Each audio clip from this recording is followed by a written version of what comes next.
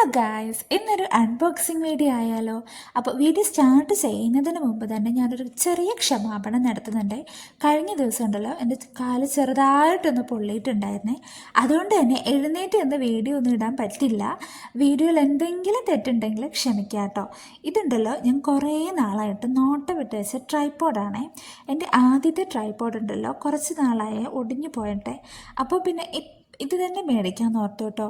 ആദ്യത്തേത് കുറച്ച് low price ആയിരുന്നു, ഇത് കുറച്ച് എക്സ്പെൻസീവ് ആണ്, അതുകൊണ്ട് പെട്ടെന്ന് ഒടിയില്ല എന്ന് ഓർക്കുന്നു കേട്ടോ.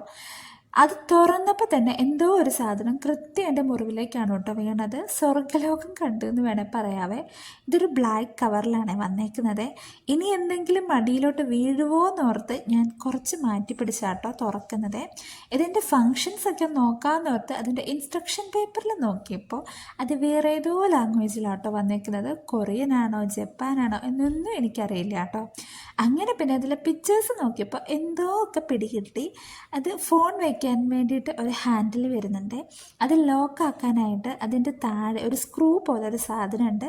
അതിൻ്റെ അടിയിൽ തന്നെ ഒരു സ്റ്റാർ പോലൊരു സാധനമുണ്ട്. അത് തിരിക്കുകയാണെങ്കിൽ അത് ലോക്കായിരിക്കും കേട്ടോ. ഈ കാണുന്നൊരു ഹാൻഡിൽ കണ്ടോ, അത് ഹൈറ്റ് അഡ്ജസ്റ്റ് ചെയ്യാൻ വേണ്ടിയിട്ടാണ്. ആ ഹാൻഡിലിൻ്റെ സൈഡിലുള്ള സ്റ്റാർ പോലൊരു സാധനമില്ലേ, അത് ലോക്കാക്കാനുള്ള കേട്ടോ.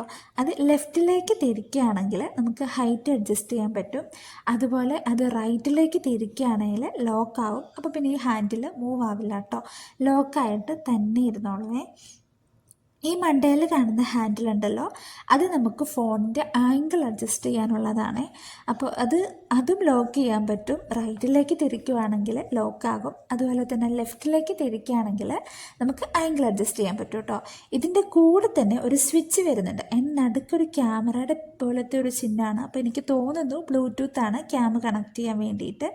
എന്തായാലും എനിക്ക് എൻ്റെ പണ്ടത്തെ ട്രൈപ്പോഡിനെക്കാട്ടിലും ഇത് ഒരുപാട് ഇഷ്ടമായി കേട്ടോ.